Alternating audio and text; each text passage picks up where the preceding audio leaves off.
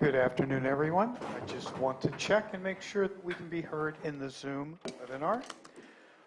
Matthew, by chance, are you there?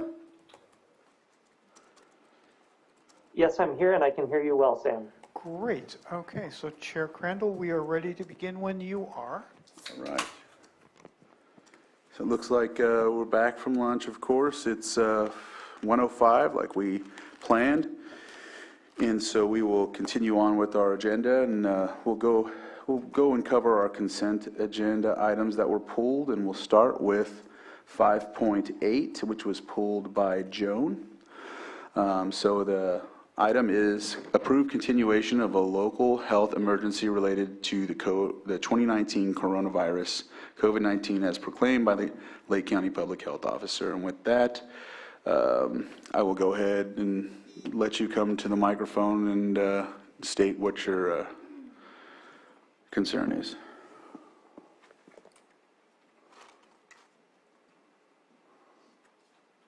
Joan Moss. This is a pretty minor point, but I think it deserves your attention. You've still got an emergency going, and you've got Sheriff Martin also declaring an emergency. But the security people, as you come in today, they told me that the county told them they are not allowed to give out any more free masks. To me, that's unusual, since we go through, as officials, you go through a place where you don't get a mask offered, but we go through the place where you can see the mask. And I confess I've taken a few of their masks, and I get free masks other places. But I think you should know that some county department told the security people that they are no longer to give out free masks. Thank you. And I went and reported it to the John Portney, the head of the health department. I reported it to him yesterday that you might be calling him down and asking him about it, because he didn't know anything about it either. Thank you. Thank you. Go ahead, Susan. Yes, actually, the security group approached us because they ran out of masks, and we are basically out of masks too, and so we made the decision not to reorder any, since there's no longer any mask mandate. Okay. So Jonathan probably won't know anything about this. Okay. Supervisor Sabatier? Thank you. I also asked for this to be pushed to the side and have a deeper discussion. We haven't really gotten an update. I think maybe last time was when we had a monthly update from Public Health, but I continue to keep track for the fact that we're still within our emergency that we've declared. We have both. We have the sheriffs, which, after having a conversation with our auditor controller, is what helps us continue our reimbursement with FEMA or with the state and Cal OES. And then we have the public health, which basically only allows for a public health officer to enact a rule if they feel that that is a necessary tool. We have had, our caseload is about to drop below a threshold where now it's deemed a surge. It's dropping pretty quickly right now. Well, quickly, it's dropping. Our daily cases, in comparison to before, we're at 15.38 cases during the term of this surge. Before, for first Omicron was 45.25, for Delta was 23.13, and our very first surge was 22.13. Our death rate is 0.17%, which is 17 times more deadly than the flu, but at the same time, that's only based on the cases that we know. We are very well aware that everybody is testing from home, or many people are testing from home, and those that are sick and have a very mild symptom are probably not going to the hospital to get tested, and so we know that that potentially could be a whole lot higher of a case rate, which would reduce the death rate even more so. For the first original Omicron, it was a 0.64% death rate, Delta 1.48, and for our very first surge, 1.56. My question is, we don't have any special rules or regulations for Lake County. And I don't know that we need a public health emergency to follow state law, because we have to follow state law. That's just the way that it works, in the way that our government is structured. What is our threshold to say that the emergency is over? And I'm not aware what that is. I've never had any numbers provided to us. And in case things do backfire and return back to a horrible situation, declaring an emergency is a simple process of bringing it to the board and making that happen.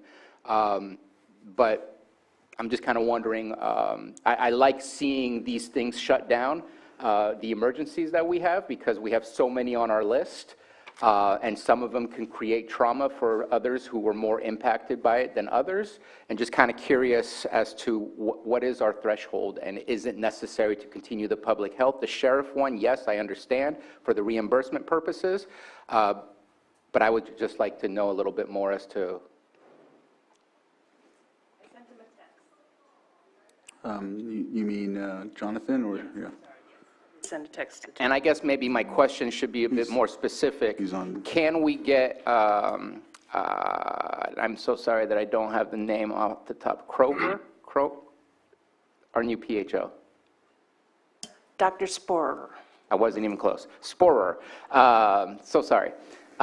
Can we get that threshold coming from our PHO? I don't know that our health services director is the most accurate person to aim that question at, and I'm hopeful that we can bring that back to us for a discussion. So did you want, I think Jonathan took his microphone off. I didn't know. Yeah, good afternoon, supervisors. Hello, community. So the thresholds are ranked by, and I would agree that the public health officer should probably provide an update now that we have one. But the thresholds are primarily ranked by mild, high, and low tiers, right? And those are based on case rate, infection, and hospital intake. So there is a threshold and tier metrics that we use for both enforcing certain mandates, mask mandates, things of that nature. So for the state, we go by the scaling system. Okay. Is there anything else to add? Okay, thank you for that. Any other questions? No, I mean, I was just going to say that this is absolutely a conversation for our public health officer, and I don't think that's a decision for us to make without that important member of our staff now. All right.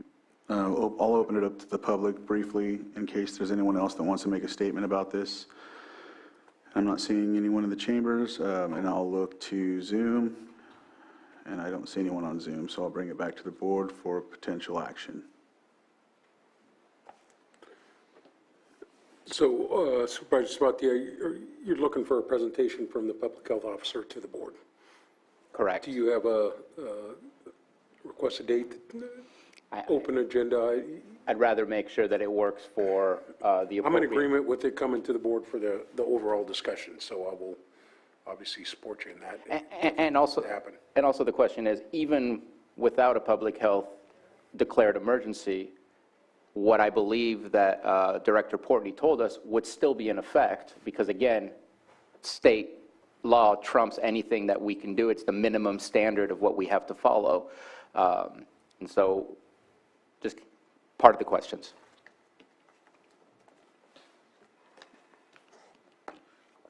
Vice Chair Pyska? Mr. Chair, I move that we continue the local health emergency related to the 2019 coronavirus COVID-19 as proclaimed by the Lake County Public Health Officer. Second. So I have a motion and a second. All in favor? Aye. Aye. Opposed, and motion carries. Okay, that one's finished. And would touch base with staff on that one. Well, Okay. I will just add that there's, the funding that was available before is not available now, and so you probably should pack your own mask because they're not going to be as available as they were in public places. Is there anything else? Did we, okay. And was there one in between 5.8 and 5.11 that was pulled? I thought I wrote them all down. Just 5.8 and 5.11 and 5.12 and 17, I believe. Okay. Yeah. So 5.11 is pulled for a future date? Yes. And so 5.12, sitting as the Lake County Watershed Protection District, adopt resolution authorizing Lake County Watershed Protection District Board Chair to execute a lease agreement between the Lake County Watershed Protection District and Scotts Valley Energy Corporation. I see Scott DeLeon on. This is one of his items, and also it was, there was an email sent to us about discussing this and possibly pulling it. Supervisor Sabatier, I know you wanted to discuss some of this as well. I see that folks from Scotts Valley are here. I didn't know if, should we have them come up or just speak when? I'll just have you, if you guys want to come up and since it's the project that you're working on with Water Resources, we'll have you come and sit up with us.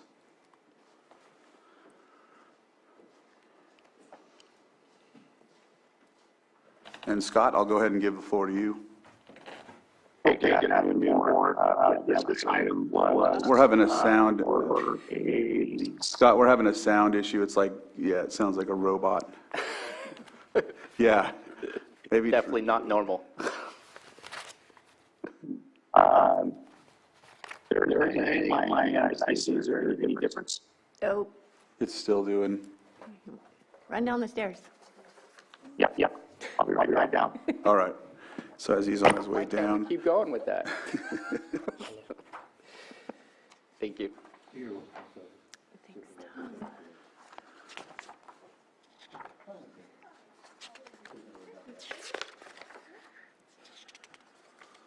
All right, so as we're waiting, let's see.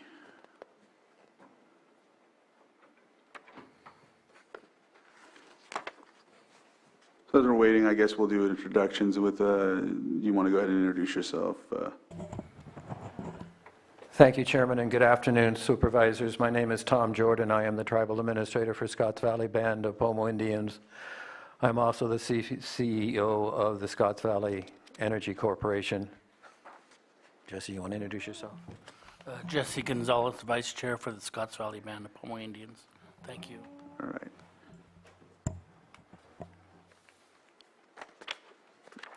And so we'll just look through the paperwork and tell us Scott should be coming in any second.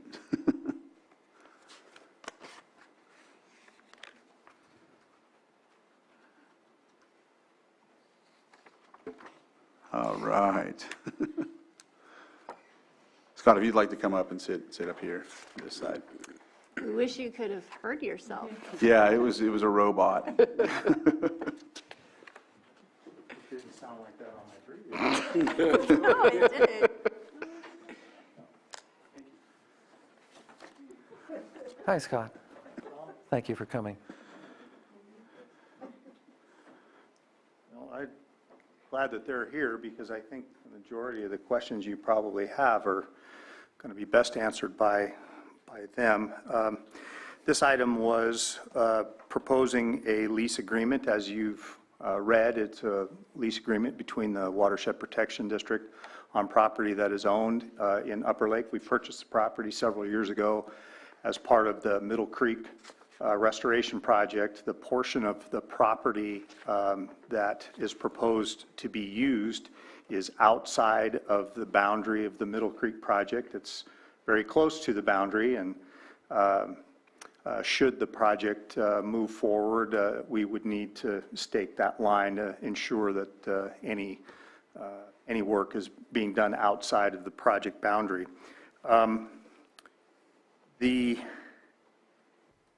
I'll be honest, I didn't include it in the memo, or staff didn't include it in the memo, the status of their project. And again, it's probably a question that's better answered by Scotts Valley. And you're the board of the Watershed Protection District, and it's your property, and so ultimately you make the decision if you want to lease the land for the project.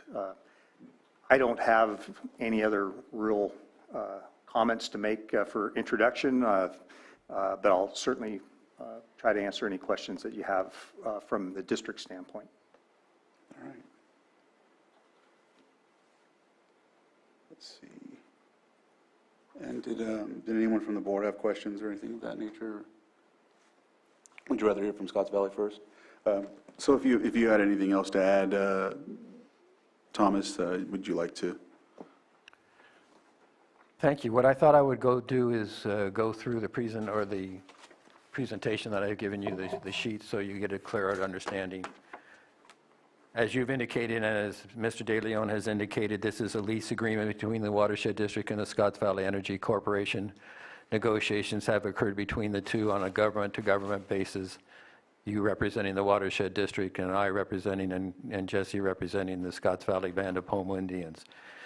The purpose of the project is to create a central wood processing campus on this particular piece of property owned by the Watershed District. That project in turn will take in wood from a number of sources, primarily happening from the wildfire risk reduction activities that are occurring now, and we anticipate will occur even on a greater extent as we enforce the ordinance around wildfire mitigation efforts. That material is low cost, actually no cost, no commercial value material that needs to go someplace. We will take that material and we will shred it or chip it to 2 different levels, and then pack it in trailers, 28-foot trailers, and truck it to the various locations that we are creating a bioenergy distribution network here in the county.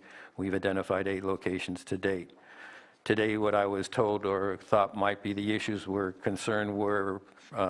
impact upon the scenic corridor and impact upon the watershed. I won't get the area that you mentioned. The Middle Creek? Thank you, the Middle Creek Restoration Project. So the first page that you see is just a shot from looking from Highway 20 and looking at seeing where the facility would be. That would include a 5-acre parcel on the property. You can see behind it already there is a building, and that building would stay. It's my understanding it's not our building or proposed, but the rectangular, white rectangular outlined in black would be where we're proposing a site. We cited it there, as you'll see on the second page, close to the gravel road that is along the perimeter, or along one side of the property. It identifies 2 squares, a red square, which is a 5-acre parcel, and within that, a yellow rectangle, which is a 1-acre parcel. The 5-acre parcel is the area which we would anticipate holding material while it's being processed. That'll come in either as chip material, as or bulk material. The 1-acre area will be fenced in and will be used, and where the processing will occur. And the little white square is the canopy that would most likely be seen, if it's seen at all, from the street. We positioned it close to the area that we've mentioned before, primarily to move it as far away from the scenic corridor vista from Highway 20 that we could possibly do without impacting the future work and mitigation that will happen behind it. In total, that property is 42 acres. We'd be looking at less than 1% of the acreage being encompassed by our project. The project is designed in conjunction with Habemetal in terms of recognizing that on the project area there are potentially 2 indigenous villages that were there. So our project is designed in such a way as not to do any soil movement or disturbance, but everything will be set on the property. The only disturbance to the soil will be putting a fence around the area of the yellow rectangle and anchoring bolts used to anchor down the various machinery that will be inside that area. The third page that you see is actually a blow-up more of what I've just described to you with the processing area and the hoop tent itself being a storage tent of 5,000 square feet. Again, put to the back of the property as far away from the scenic corridor, Highway 20, as we could make it without encroaching again, as Scott has indicated, the area that will be futurely reclaimed for the lake. The next page that we gave you was a page which would show you what's inside that acre area. We have a wood chipper, a wood splitter, a wood bundler, and the other machinery needed for that. And then that's on the outside, not inside the canopy area. Inside the canopy area, which is this next slide, is just showing you the canopy. It's a PVC canopy that will be set on sea containers, again, so that it does not have to be anchored anyway into the ground. The sea containers themselves will have enough weight to hold the material in place once it's anchored to the sea containers. Inside that, we have a processing machine which grinds the chip material even to a smaller size. The size that we use for our bioenergy units is less than the size that you see in a wood stove pellet or wood pellet stove. So it's the second processing that goes in, and we call it a crumbler. It's a sophisticated grinder that can grind down to a specific size that we're looking for. That would feed into one of the two Artist units.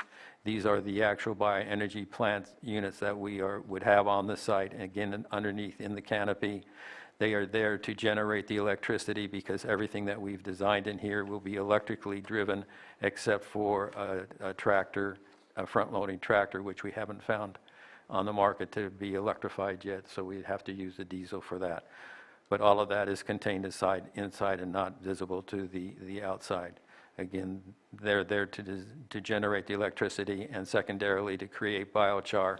Biochar has a commercial value to it, and we would use that for a number of applications, used either as a soil amendment as a primary application. A secondary application is used as feed, cattle feed. It's an ingredient that's added to cattle feed for digestive purposes within cattle, particularly dairy cows.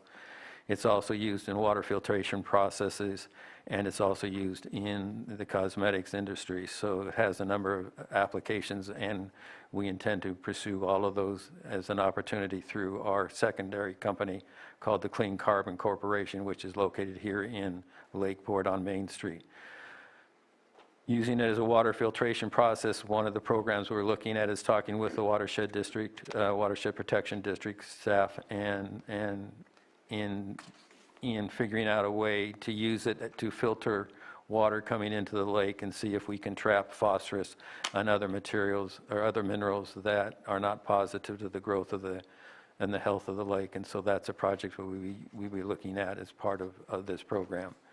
And lastly, just to show you how unobtrusive to the area we are, we've added our bathroom facilities, sanitary facilities will be of the porta potty design as opposed to putting anything in the ground or, creating any disturbance to the ground. I'm happy to answer any questions that you may have. All right. Supervisor Sabatier? So, and I'll ask Director De Leon, since you definitely have some experience with this, but I feel I need to ask community development. Does this fit within the APZ as far as the type of use that it would be? Because I'm not seeing it, but maybe I just don't know enough to understand that it does fit somewhere within either the allowable use or minor use or major use. I'm sorry, I'm not going to be able to answer that question. I don't know the status of that. We were told that it's, unless you have. We have the Community Development Director behind you. Maria, go ahead if you have your microphone. Thank you. The only power generation facility project that I'm aware of is at that intersection of Kitt's Corner. on land currently owned by the tribe. That is in the process of getting a settlement agreement from an appeal that was placed against after its approval. It's not TPZ, so I'm sorry if I missed an address for an additional one. It's APZ, not TPZ. Yeah, that property is rural residential portion with a split zone with highway commercial. Can I clarify? You're saying that the land on Highway 29 is rural, is RL or rural residential? The location where the only one that has a permit so far is located, yes. It's right at that corner at Kitt's Corner, you know, where you see that old walnut orchard? Yeah. And I remember that project, and I didn't look at the zoning for that, so I appreciate you bringing that to my attention. But this one here, there's a lot of split zoning in it, in the sense that there's a combining district. There's the waterways, there's the scenic corridor, but I think that its base is APZ, which is Ag Preserve. And just in looking and reviewing the zoning ordinance for APZ, the only thing close to it, but I don't know if it fits, is prospecting, claiming, and preliminary geophysical investigations for natural resources, including oil, gas, geothermal, or other mineral resources. Everything else is very specifically agriculturally related. And again, it's not specific enough for me to say, yes, it fits, but I feel I need to ask that question before saying yes and leading them down a path that doesn't work. Certainly. So I referred to Table 27 for major use permits, which does allow for power generation facilities within APZ, Ag, TPZ, rural lands, rural residential, looks like M1, M2. So there are a number of zoning districts where it would be possible with an approved major use permit. So I'm sorry, but I'm trying to review that, and reviewing and listening didn't quite work out for me, but I'm going to keep looking and... Want me to just tell you again? Please, sorry. Okay, so if you look on Table 27, that's a really quick guide to sort of help us answer questions at the counter when people come to us with ideas in certain locations. So Table 27 has, it has the minor use permit table at the beginning, and then if you scroll down to like page 38, it's the, or no, that was a zoning permit, then page 38 is the minor and major use permits. So the projects described count as power generation facilities. Okay. And you can see on page 27-43, which in the PDF is actually page 38, at line X, power generation facility, you'll see all those solid dots in the corresponding columns for the zoning districts. APZ and TPZ both have a solid dot, which tells me that it's a major use permit requirement, but it is possible in those zoning districts. I appreciate that. I wasn't sure if it would fit, but this helps to identify that it does. Okay. There are certain criteria. We also have a buffer zone. Let me find that. That's also, if you scroll up to page 36. So we want to take a look. That shows you a geothermal buffer.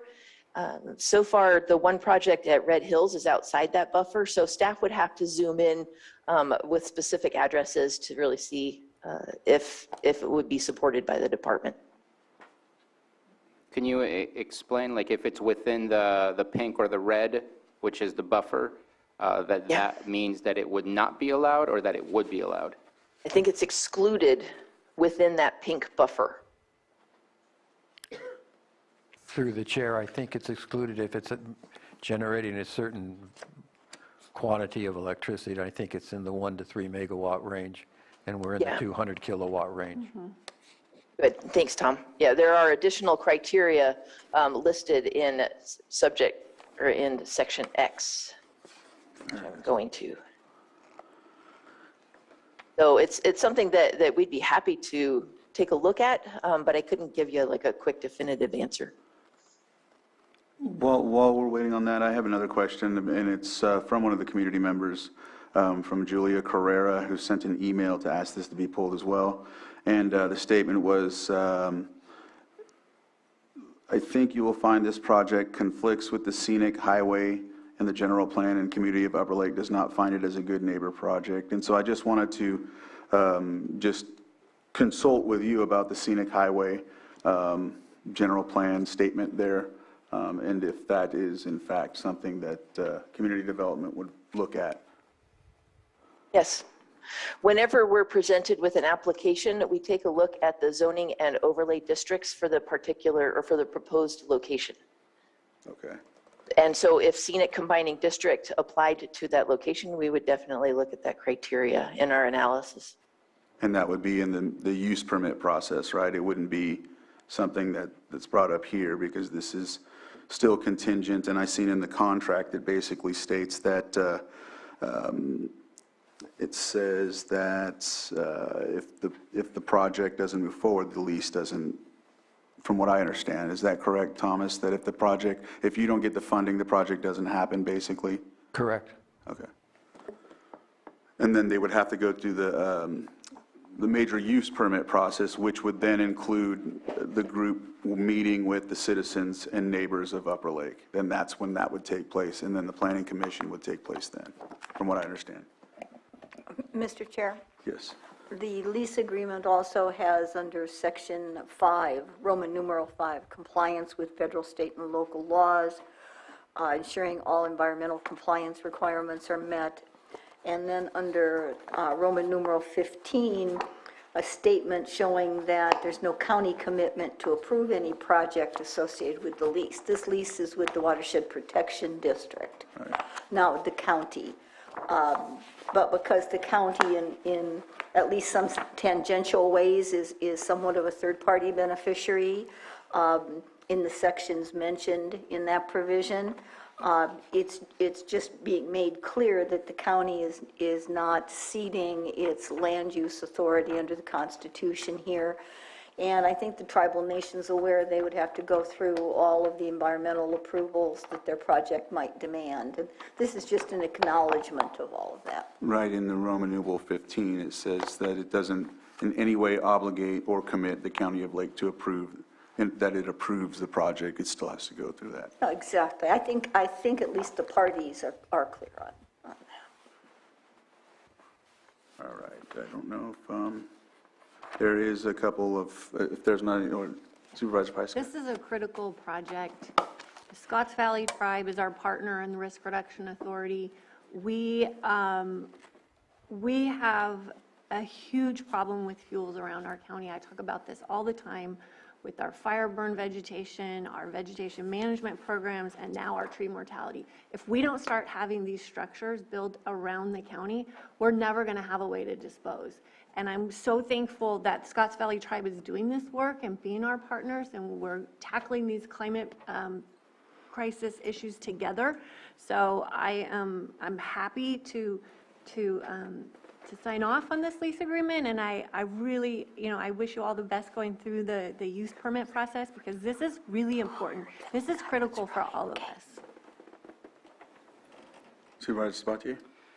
So, just to voice my concerns, I know that I've been asking, we've had to update because we found out about, I don't know if it was through our own research or if it was through FEMA, that our flood zone is different than what we anticipated it really was. So we've been kind of going through with the Middle Creek Restoration Project to kind of renew that line to make sure that we're purchasing the right lands, and then some, just to make sure that we cover the project area.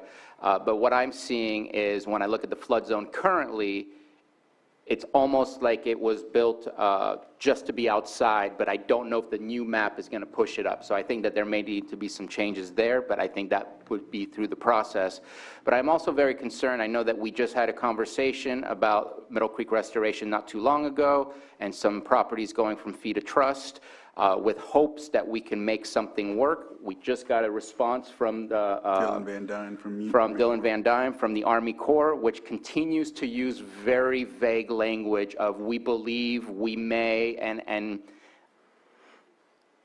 Middle Creek Restoration Project is also a very important project, and I'm just concerned that if we keep adding layers on the project area, that we create more delays and more potential issues for continuing the project. On On the other side, I'm also, there was a conversation that you, or a conversation, a statement that you made about the value of the biochar. I'm certain that your anticipation is to sell the biochar and make it as a viable business. And seeing $100 per year just doesn't seem like a fair exchange. It seems to be quite, in my opinion, a little bit of a giveaway. So those are my two things that when I read through this concern me. It doesn't seem like a very fair handshake deal between the county and the ability to create biochar and sell it and make money versus $100 a year, not even per month. And then on the other side, my concern how this has the potential impact on the Middle Creek. I think that project is also of utmost importance. So those are my concerns. And yes, the project is absolutely needed, and it's too bad that the original project is still in limbo, but I don't know that this is the best, most appropriate place. We need both projects. And we're going to have the opportunity to see what this finally looks like. And there's been a lot of questions from the community over the years on what is the impact and how does this impact neighbors? And this is going to be our opportunity to finally see it. As far as the lease rate, I'm okay with that because this wood campus is going to allow everybody to dump their trees and their woody pieces for free. And that's what we need. We have to have these built into our strategy. We have to have multiple campuses around the county, which I know Scotts Valley is working on with this strategy. And we have no strategy within the county. So right now, chips are getting trucked out of our county up to Shasta County, and that is not a long-term solution. So having this campus where everybody has the ability to dump their wood and woody biomass for free is a benefit to all of our communities, and it's going to have a long-term impact for how we build resiliency and keep our communities safe. Quick question, does this also include vegetation by any chance, or is it just mainly Yes. wood? It does? It So includes like, vegetation. so for Much example, more of a challenge, but it includes vegetation. Well, and can I just add, Thomas? Sure. Yeah, so a lot of this vegetation gets taken to the landfill and dumped on top of the landfill every day. And so that is not an ideal place for all these things to be put. They need to be put in a campus where they can be processed into energy and into a product to make the biochar. I thought the majority of it was brought to like Quackenbush, not the landfill. I thought you couldn't dump that kind of. Well, that's what I've heard from Terry Logston, their director, their environmental director. So composting. Maybe illegally dumped. Well, there's not a huge market for compost any longer, but there is a market for energy, and the biochar is going to help with our filtration and restoring our wetlands. So this tackles all of our climate issues that we're facing right now, and I don't see a reason to stop. We need to encourage this project. so Scott, I have a quick question. How does this help in regards to like clearing vegetation in channels of tributaries? Would this be something that would benefit that, to be able to take that, those overgrown vegetation that are in our channels and tributaries to this facility, if it, of course, if approved? So projects like that is certainly a component of and a hurdle for those types of projects. Getting into the creek, the permitting, everything that's associated with that are all parts of a big project like that. And getting rid of the material that you remove is expensive, and it's always something that has to be considered as part of those projects. And certainly if this was a facility that was available and disposing of that debris didn't cost anything other than trucking it, certainly that would be a benefit to a project like that. Thank you. I'll just add, Clerk has $7 million of fuel mitigation projects that they've been working on countywide and no place to dispose of it. So that's a pretty big scale of these projects. North Shore Fire District also has a similar one, and again, we anticipate those, plus eventually it's going to reach out into the forest as well. So there's no dearth of what we have in material. With respect to your location, Supervisor Sabatier, obviously we'd work with Scott and his staff to place exactly where we need to place it. What we're proposing here is to be as far away from the view from this Highway 20 as we can, but obviously not to denigrate at all, impact at all in any way the Middle Creek Restoration Project. That is a priority of this county. We recognize that as a priority. We support that priority. So it's the balance of where to put that location. Where we're proposing it is not definitive at this point in time. And just to add, I looked at the scenic corridor. I don't really see anything in there that opposes the project from the scenic corridor perspective. But again, that would be community development that would have the final say on that. But I know I looked at that because it's been a hot topic when it comes to our planning commission. And there's a list of what you can't do, and I just don't see this within a list of what you can't do. So hopefully that would be the case. All right. Supervisor Simon. Yeah, I appreciate Supervisor Pyska's passion on this issue. This is, you know, an issue. Finding out what we're going to do with all the material that is coming down. You know, we have the tree mortality that we're dealing with right now in the forests, all the vegetation abatement. There's a process that needs to be gone through to make sure this could be finalized in the area with the footprint, with everything that needs to be happening. But I think the first step is an opportunity to lease this property and see if that project would be viable through the process. We are constantly in meetings figuring out how we're going to deal with this. It's going to be happening for the next decade as the tree die-off is happening. Our ingress and egress projects that we look at doing in the future, vegetation abatement, and then also biomass energy. You know, having this partnership and these opportunities in the county are going to be hopefully something that'll take us into the next 20 to 40 years as we're looking at having a reliable energy source here locally. And I know we're having many different conversations on that, but this is going to be a viable part of our future. I think in the state of California, we're not a part of a pilot program right now, but I know the state does have pilot programs that they're currently working on in other areas and districts, but we're constantly asking for that opportunity. If it can be produced internally by a tribal government here, I think that it's just one step forward for us working together as government agencies to attempt to look at this. And I think it will benefit. There will be questions as we move forward. It's a new technology, and I'm in support of the opportunity today that we have in front of us. All right, it looks like, do we have anyone from the public that would like to speak on this in the chambers? Not hearing that. I have some folks on Zoom, so I'll go ahead and start from the top. Phone 6205, if you could please unmute and state your name for the record, and we will start your 3 minutes. Hi, this is Bart Levinson.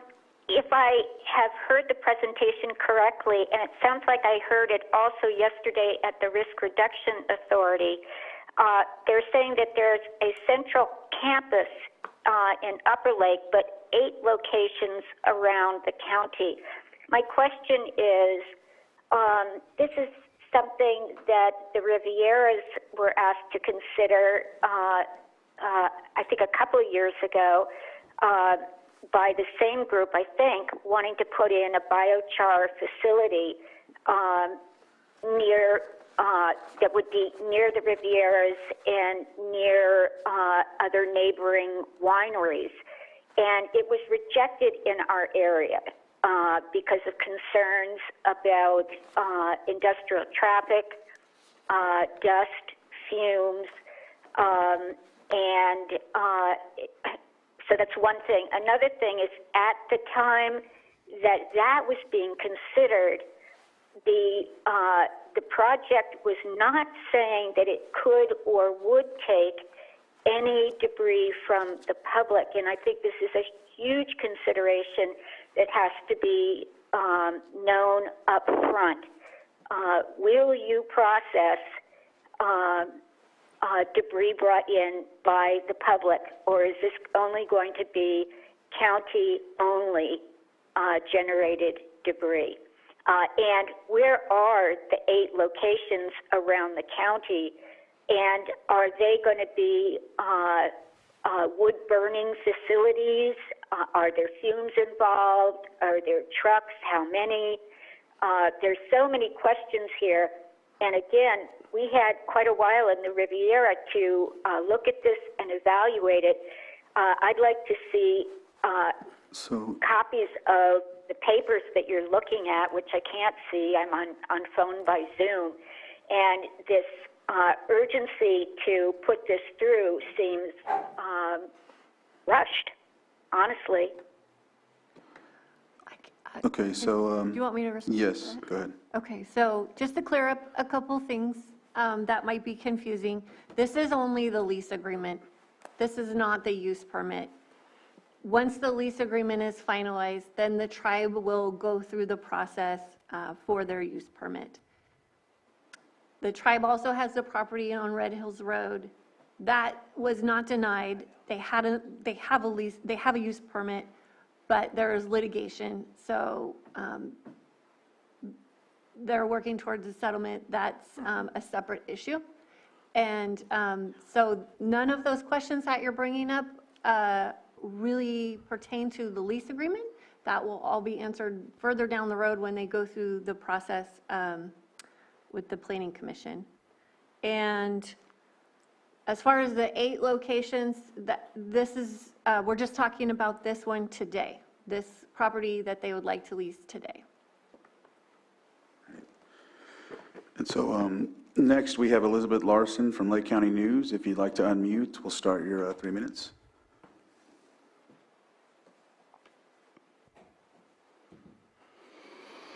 Can you hear me? Yes. Okay, thank you. All right, I have several questions. Has the Watershed District informed Scotts Valley Energy Corp that the property in question is forecast to be at least partially underwater in the case of the kinds of levee breaches that are modeled in a December 2021 feasibility study released by Lake County Water Resources? And if it has been informed, is the corporation prepared to hold the county harmless should a flood occur? What kinds of chemicals and substances will this facility be using, and would they cause significant harm if a levee breach and flood occurred and caused them to go into the watershed? Have you surveyed the community of Upper Lake to find out if they are okay with this? Members of the Western Region Town Hall knew nothing about this lease proposal. During the course of this discussion, you've said people will get to dump their trees there. So is this going to be a giant dump on Highway 20? Does the timing of this have anything to do with the announcement mid-morning today of Scotts Valley getting a $5 million ARPA grant for this project? And lastly, how did this get on the consent agenda? Because it doesn't fit the definition of non-controversial. And as a result, this has not been a transparent process. Mr. Jordan made available to you information that, as Ms. Levinson just pointed out, isn't even in any of our hands. So we can't even see it. And I think you should maybe consider, I'd like to ask you to think this over, maybe you should consider bringing this back after Upper Lake gets to hold its feasibility study workshop next week, because they're busy on that right now. Anything else to add, or is that's it? That's it for now. Okay. Did you want to answer any of that, or did you have any answers for that, Thomas? Well, I'll add, a lot of the comments she made are related to use permit issues. Right. The reason this is on consent is the agenda was pretty full. We brought it in pretty late. We put it on consent because it's really just the agreement to lease the land. We fashioned the lease agreement so that, as county councils pointed out, that it's just the agreement to allow them to use the land. They have a lot of steps ahead of them. We didn't feel it was, the use of the land was controversial. They still have a lot left to do. Anything else to add to that, Thomas? I'm not sure where to begin. Let me see if I can do it with respect to the question she asked. In terms of the potential of flood, we are aware that the area has a potential of flood. That's why the whole design is going to be on top of the surface. There's going to be no permanency built into the program.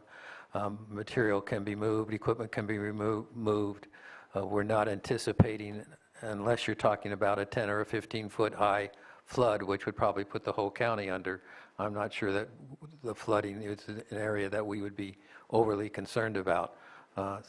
We certainly, if you looked at the pages that I gave you, we understand the drainage, and we understand the drainage on the property right now based upon the slope of the property, and so we're draining current water, rainwater in particular, even off the canopy using a drain system that I didn't show, but we have that EDA raised the question about, so we're understanding the water issues around the material.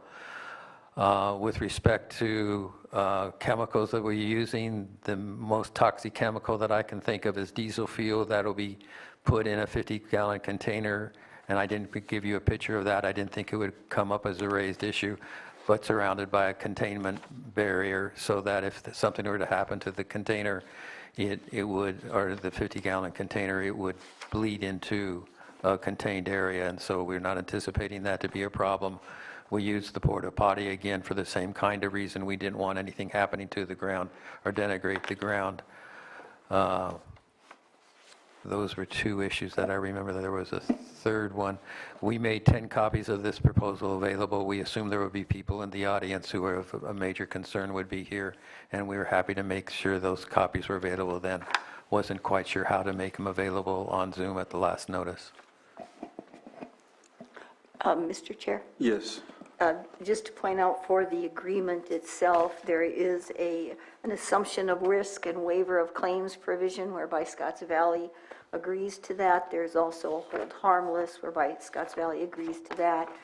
With regard to the issue of there's prohibitions against hazardous materials with the exceptions of fuels, and there are very specific requirements as to how those fuels have to be handled and placed on the property. All right, thank you for that. And so you've answered the consent agenda, and then you've answered some of those, and I'll also, speak to somewhat the worth topic that was brought up as well. From what we've talked about before, the permit process would put that into discussion and give the Worth group and everyone in Upper Lake the opportunity to discuss that. I think in regards to the grant funding, I didn't know anything about the grant funding or anything like that, but that still would lie with Scotts Valley. So I don't know if that is, I don't think anyone else here, so I don't think that was something that was put into consideration. I know that they were looking for their own grant funding, is from what I was told, so I don't know if you can answer that or. We have a preliminary notice of a grant award, but we haven't gone through the steps to execute a grant with them, and that probably will take another 30 days, and things could fall through. It's happened in the past. Okay. All right, I don't know if that's everything, but on the questions that were asked, but I do see that we have some other folks. Did you have something to add? Or? All right, so Terry Logston, if you can unmute and state your name for the record, we'll go from there. Good afternoon. My name is Terry Logston. I'm the Environmental Director for the Scotts Valley Band of Pomo Indians. I just wanted to, again, we appreciate the support because as every resident of Lake County knows that we have a serious issue of hazardous fuels, of waste woody biomass, of standing dead trees, and more dying every day. This particular project, one of the benefits of having it and design that the way it is not permanent. So should a catastrophic 5,000-year flood event be occurring, it wouldn't happen in one day. We would know that the lake is rising and all of the equipment could be moved because it's not permanently set. Regarding the question of the public dropping, just the general public dropping off their own waste woody biomass, we haven't gotten to that level of detail. I doubt that we would have some other place to stage it. It's not really, for safety, you don't just want the general public in. This isn't the, Quackenbush facility. We need reliable energy. We want to find funding to utilize this biochar to help mitigate and restore the Middle Creek wetlands. That's one of my big driving is to take the products from Lake County, the waste products from Lake County to help save our lake. Biochar is known, it is excellent at adsorbing phosphorus, which, as we all know, we have way too much phosphorus in our soils. And so to utilize the biochar to adsorb phosphorus before it enters the waterway will only be beneficial to the lake. We have a grant application into the USDA. It's going to be several more months before we find out, but it is to take this biochar and use it for storm drain management and to use it to adsorb phosphorus in the wildlands, you know, further up in the Mendocino National Forest. We have partnerships with them. So thanks for considering this lease. That's the only thing on your agenda today, and thank you for your time. Thank you. And I see phone 6205. If you can keep it brief, I'll let you go ahead and speak briefly about whatever it is. So if you can unmute, state your name for the record, and we'll go from there. Thank you. This is Bart Levinson. I haven't heard an answer to one of my questions, and that is this facility similar to the one that the Riviera and the neighboring district was asked to consider, that we did consider and we rejected because it was, it seemed that we could easily have been affected by the project, not only the residences, but also the wineries in the area. And then number two, did I just hear Terry Logston say that she would not be having public drop-off and had no capacity for that?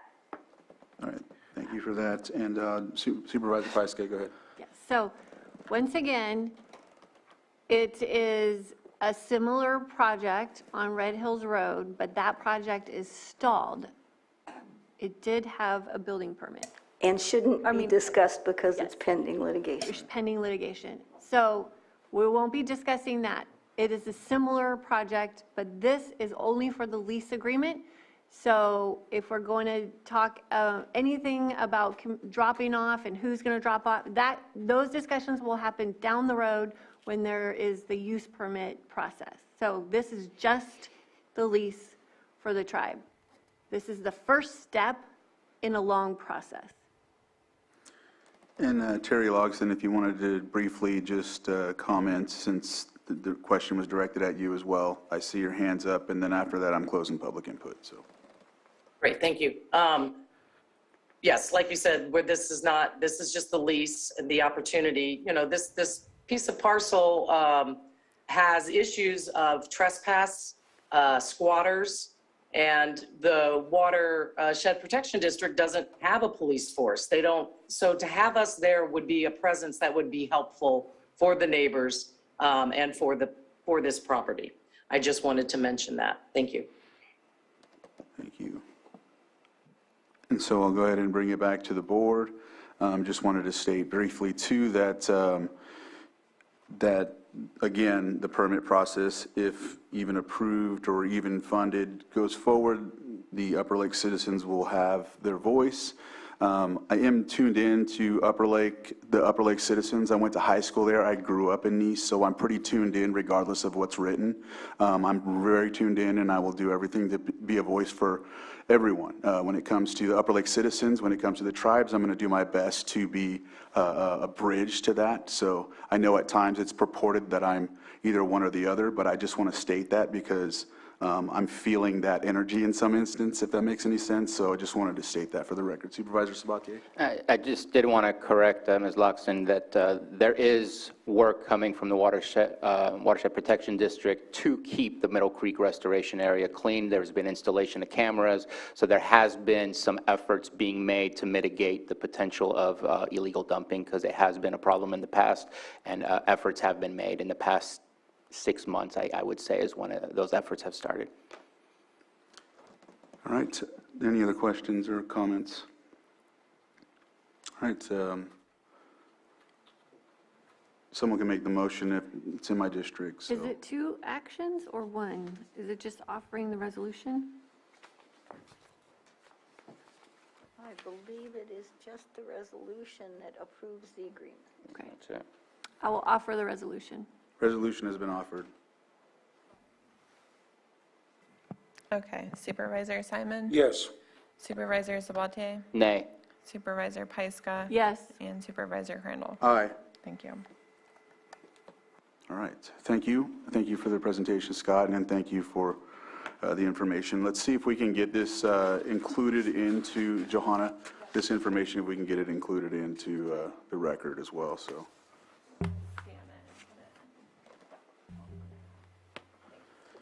All right. Thank you all for your time, I appreciate it. Thank you so much. So, So looking forward to this project. Long ways to go. I know. 5.17, I think that's pulled and not even going to be brought back. So then we'll move on to 7.2, discussion and consideration of letter of support from rural county representatives of California to provide additional cost share funding for the California Disaster Assistance Act for tree mortality. And so with that, this has been brought by Vice Chair Pyska and Supervisor Simon. So I'll go ahead and give the floor over to you. So we had a conversation, Supervisor Simon and I had a conversation with Senator McGuire last week. And as you know, we have our tree mortality problem. We also have the opportunity to work through Cal OES, through the Disaster Act funding with the tree mortality disaster that was declared in 2015 by Governor Brown. That program offers a 75% reimbursement. And we know we have a multi-million-dollar project on our hands. And what I've been pushing for the last 6 months is how can we get the state to reestablish that 25% match that they did back in 2015 and 2016 for 10 counties that were on that list. And that was through the resource budget, filtered down through CAL FIRE. So what Senator McGuire has asked is that we RCRC support. I'm not sure if it's a letter or what that support looks like. He wasn't really specific, but because Supervisor Simon and I had both been at that meeting, I wanted to have this discussion in open session so that you could help assist us with that.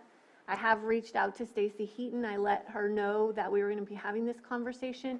She's very enthusiastic about helping us and whatever she can do to help push this forward. So the idea is that we will be having a meeting with Secretary Crowfoot and Senator McGuire about this. He just really needs to know that RCRC is also supporting.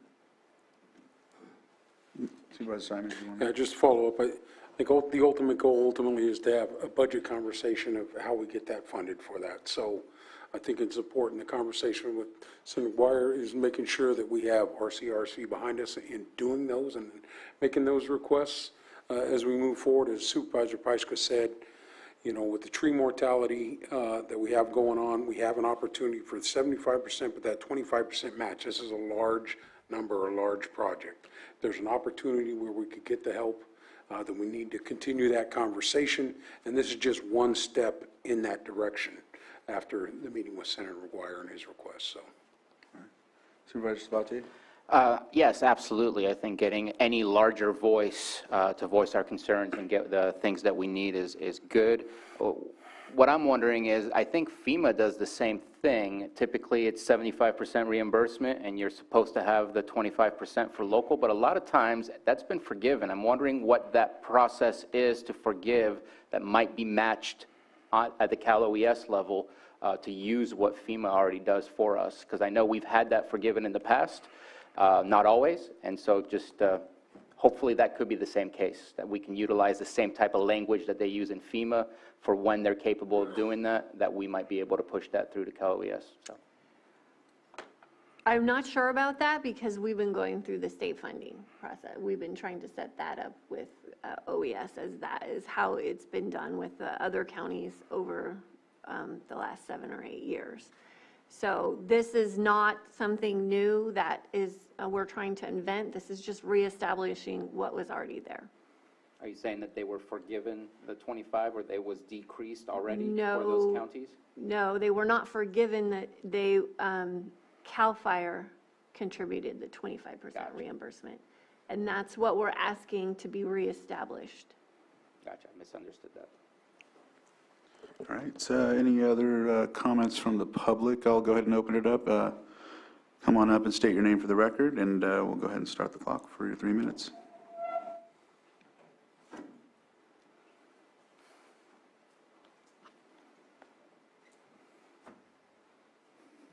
Joan Moss, I'd like to see this in writing before you vote on it.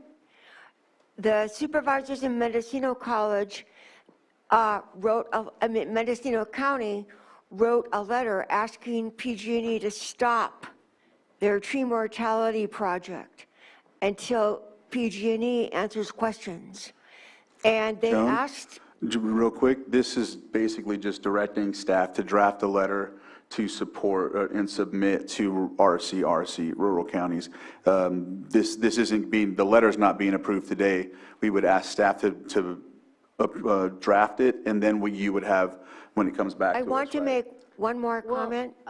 It would be a letter from RCRC. Oh, okay, so we're, okay, And, got it. and so I would ask that you meet with RCRC and try to get that support, and we could work together. Oh, okay, well, go ahead, Joan, I sorry. want to make a comment.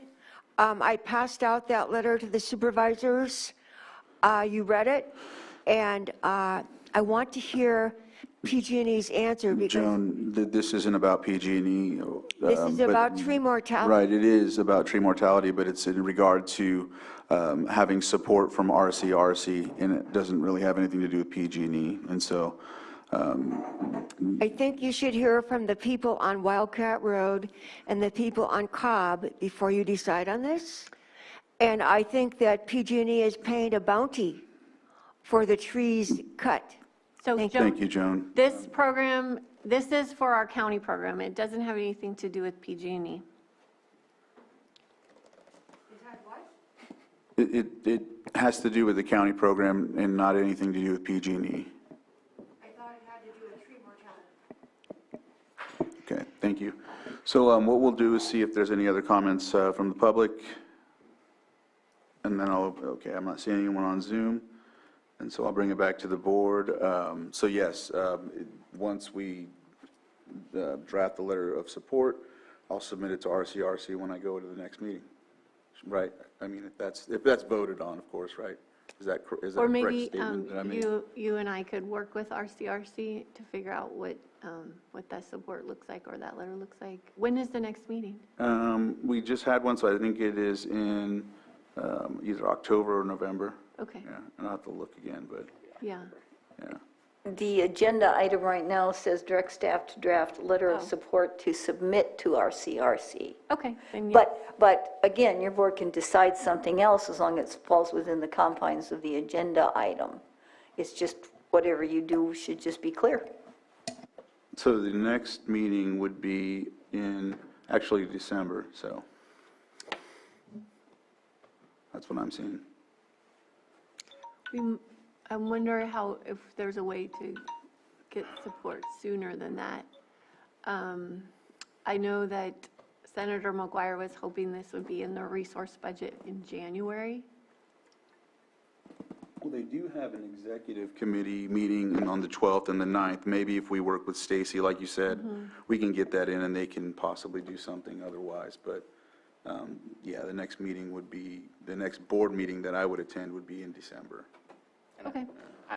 I don't know that they're allowed to vote on things like that within the executive committee since they don't have all of the counties represented there, but. Right. But then again, well, no, because it's RCRC. I was thinking Golden State Finance Authority or Golden State National Resources. I know they meet, but again, those are, I think they would still need to go through, it would still need to go through RCRC, so. But, yeah, Supervisor Simon? You know, and like was stated earlier, we're not asking to create a new program. What we're going to be doing is looking up, hopefully, the former program, the language. What we're doing is asking for a reinstatement of the program and their support, you know, in doing so. So I think what we have here on the agenda is correct. Draft, you know, direct staff to draft a letter of support to submit to Rural County to reinstate and fund the 25% cost share program for local jurisdiction. I think we're right on track with that. If it's approved today by the board, then we can get that together, use the language of the previous program, and just present it from there, and then follow up to see if we can gain, that support. We're not the only county dealing with it. I imagine once we draft one and begin to do that, I think there'll be some other rural counties that follow suit, hopefully. Ms. Grant? That's also the type of specific delegation that's completely appropriate, so. Excellent.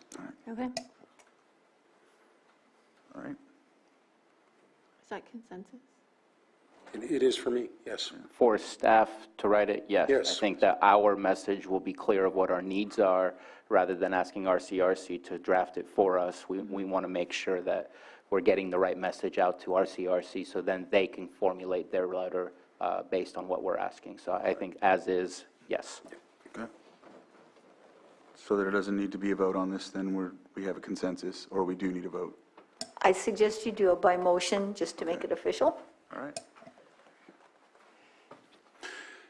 Mr. Chair, I'll move to direct staff to draft a letter of support to submit to Rural County RCRC, Rural County Representative of California, to reinstate and fund the 25% cost share program for local jurisdictions. Second. So I have a motion and a second. All in favor? Aye. Opposed, and motion carries. And so, does anyone need a break? Yes. Okay, so let's take a brief break. We'll come back together at 2:20.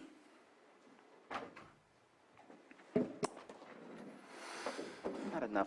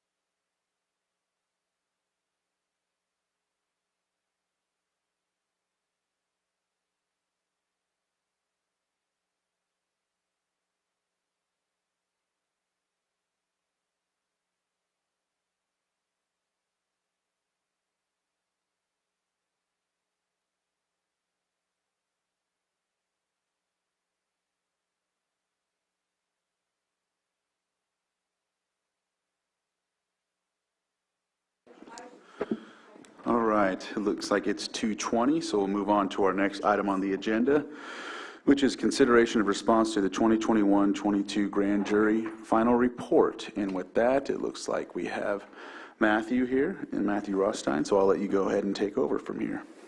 Thank you very much. Good afternoon, Board. I'm Matthew Rothstein, Deputy County Administrative Officer. As your board is aware, the Lake County Civil Grand Jury prepares a report on an annual basis documenting findings and recommendations that result from their investigative work. We greatly appreciate the earnest efforts of 2021-22 four-person Hill and the members of the Civil Grand Jury. The Board of Supervisors' response attached to today's agenda was drafted in accordance with guidelines provided in California Penal Code Section 933 and 933.05. Many thanks to the 9 department heads that provided departmental responses as well, which are likewise attached to today's agenda item. We are aware and have corrected a typo on the first page which mislabeled the date of the grand jury's report. Additionally, responses to the grand jury's report in case of emergency, a report on the Office of Emergency Services, have also been added to your board's draft response since the posting of the version attached with the agenda. My sincere apologies that these were not previously available for public inspection.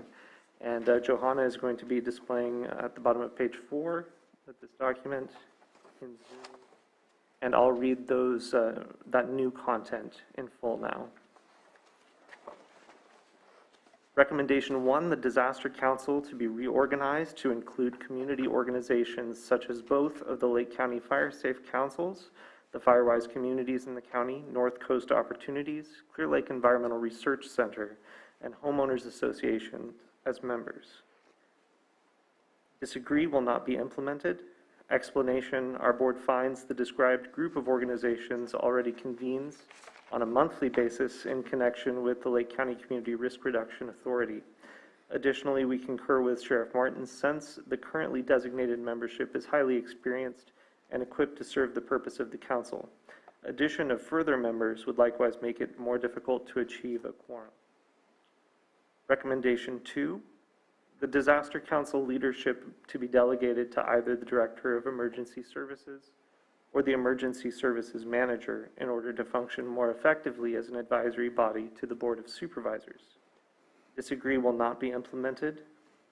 Explanation, our board concurs with Sheriff Martin. Since each member of the council has an equal voice and vote in matters heard, no such delegation change is necessary, and it would not be expected to materially change the effectiveness of this group. Recommendation number 4, the Disaster Council to report regularly to the Board of Supervisors with written recommendations and updates. Agree has been implemented. Recommendation 5, the Disaster Council to meet monthly, especially during declared disasters. Disagree will not be implemented. Explanation, our board finds the present quarterly meeting schedule is appropriate. For your awareness, any further changes should be adopted during today's meeting, if at all possible, as the deadline to submit your board's responses tomorrow, Wednesday, September 21. And staff recommends that your board approve the grand jury response as amended. All right. Do we have any comments or questions from the board? So I'll open it up for the public. If there's anyone from the public that'd like to speak on this 7.3, come up to the microphone and state your name for the record, and we'll go from there. All right, not seeing anyone come up to the microphone or on Zoom with their hand up, I'll go ahead and bring it back to the board.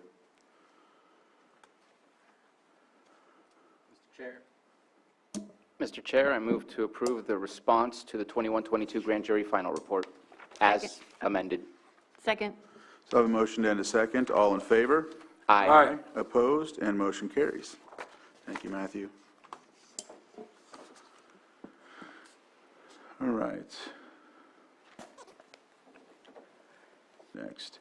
7.4, consideration of update of 2022 committee assignments for members of the Board of Supervisors. This one has been brought forward, obviously, from last, I think it was last week. It was last week, yes. And then, so yeah, I'll give the floor to you, Susan. Thank you, Chair. It relates to the Juvenile Justice Coordinating Council. It does require a board member appointment. It generally meets the third Thursdays at noon. No meetings have been recently scheduled at this time. It does meet infrequently, so all we need is a recommendation and a motion by the board to appoint. Was it the third Thursday or the first Thursday? Third. Okay. All right. Any discussion from the board or thoughts? And is that the only item about these committees that we're talking about? Yes, Okay. it is. Well, I'm hoping it'll be a short time, but I will step forward and take that position. Good. But I'm hoping for a short duration. Help me out here. So what I'll do is open it up to the public briefly to see if there's any comments on 7.4. Hearing no comments or seeing no hands up, I will bring it back to the board for action, and I see Supervisor Sabatier has his been up. So I got a question. There's no alternate to this, and it sounds like my colleague is really hoping for change to come in the near future, wondering if there's a way to back him up just in case he's not able to make it. That way we still have somebody who's showing up representing the Board of Supervisors. Well, actually, Mr. Howe is present, and it's... There we go. Can you hear me? Yes, we can hear you now. Yeah, thank you. Rob Howe, Chief Probation Officer. Just some clarification on the Juvenile Justice Coordinating Council. It no longer really meets that frequently, quarterly at best, and we don't have a meeting scheduled anytime soon. There's nothing before that council that would hold up any action that we're doing. With the passage of Juvenile Justice Realignment, SB 823, that established the Juvenile Justice Coordinating Council Subcommittee, which is actually a committee that does have to meet and have approval authority over some things we do, but that by statute does not include a board member. So just letting you know, for Supervisor Simon, I wouldn't anticipate having to do anything up until, I know we're waiting for a new appointment for a supervisor, and I don't anticipate anything being necessary before that. And I'm prepared, I just make my comments hopefully for the entire board here that we get that done, so. But I'm ready, Rob, anything you need, so yes, please, I'll accept the. Well, we do have the Children's Council, that's what actually does meet fairly often. Supervisor, let's see. And I should be on that one, I believe. And Yeah, you're certainly welcome. Tina was on that, and that's something that is frequent, but it's not a board requirement. Okay. Yeah. Okay. All right.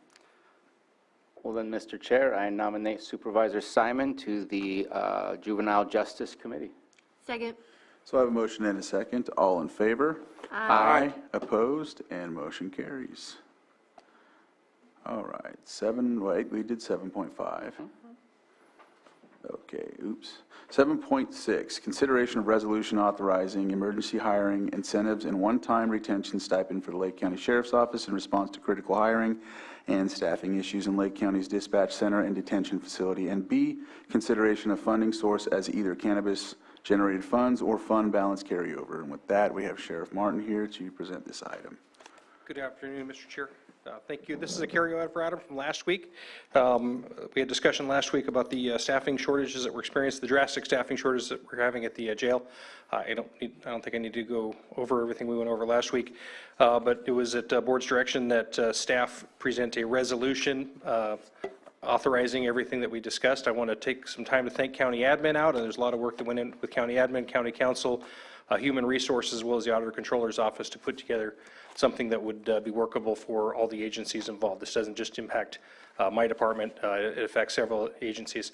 As well as the probation department, I want to thank them. Starting this week, they have female probation officers out there that are adequately trained, some of which have worked in facilities before to help us out during our staffing crisis, to help us meet the legal mandate of having an appropriately trained female custodial person available and accessible while we're housing female inmates. The resolution does the following. It provides $5,000 retention incentives for currently employed correctional staff and dispatchers, with the understanding that upon receiving the $5,000 hiring incentive, that they agree to continue working with the Lake County Sheriff's Department in their current capacity, or in a higher classification in the same series for the next 12 months. The resolution allows for the application for that retention incentive to be open for 30 days, and that'll give us an opportunity to know what our staffing is going to look like for the next 12 months. It provides for a lateral hiring incentive, an enhanced lateral hiring incentive of $15,000 for any Deputy Sheriff Correction who already has been through a core academy and the PC 832 laws of arrest training. And as I explained last week, that's pretty close to cost neutral. It might even actually be a savings for our department because the cost to send somebody to that training typically exceeds $5,000. This allows for 12 current county employees to be eligible for hiring incentives. Currently that is not allowable, but we recognize that there are a lot of people that already work for the county, understand what it's like to work for the county, and may want to come work for the sheriff's office. So it opens up for a limited number of 12 current county employees to receive the hiring incentive with the condition that they have not already received some sort of hiring incentive from the county. And lastly, it provides for an enhanced hiring incentive of $20,000 for up to 8 female Deputy Sheriff Corrections applicants. And again, these enhanced hiring incentives, both the $15,000 and the $20,000, require a 3-year commitment instead of the 2-year commitment under the existing hiring incentives. And with that, I'd be happy to answer any questions. Supervisor Sabatier? So I think it's important that you find ways to staff up, especially we know that unfortunately the only mandate you have is the jail. Fortunately, the only mandate you have is jail, but I'd love to see your patrol officers still out there rather than going into our jail system in order to accomplish that goal and that mandate. So I think having incentives to refill the positions that have become vacant, and especially the issue of not having the correct genders in place to also fulfill that mandate is important.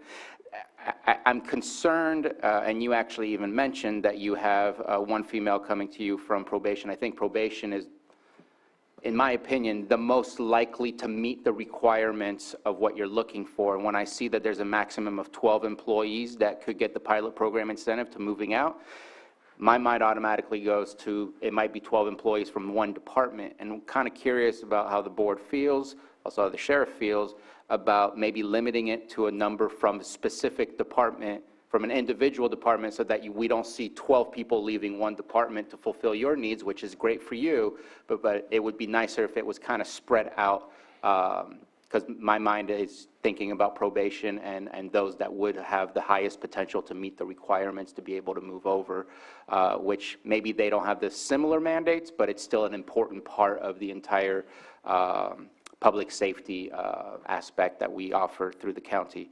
So that's my only concern. Love the fact that we're trying to figure out ways rather than using the exact same tools again and again and being in the same position. And I know I wasn't here for the first discussion as well, but just my one concern that I bring up. I would say that running the jail is not my only mandate. It's probably the most burdensome. But the likelihood of 12 applicants coming from one department and all of them making it through the entire process is a parlay that would probably allow anybody to retire very early if they bet on it in Las Vegas. I don't know, that's a likelihood. And just, maybe I wasn't clear, it's the probation officers aren't coming over to work in the jail. Their duty assignment has changed from the probation department, so they're performing their probation officer functions at the jail and helping us on a very limited basis, where they're just coming out and performing searches of females and entering female rooms with male correctional officers whenever that's needed. Gotcha. But yeah, I can understand your concerns. I don't know that it's a likelihood at all that we would get 12 applicants from a single department. Vice Chair.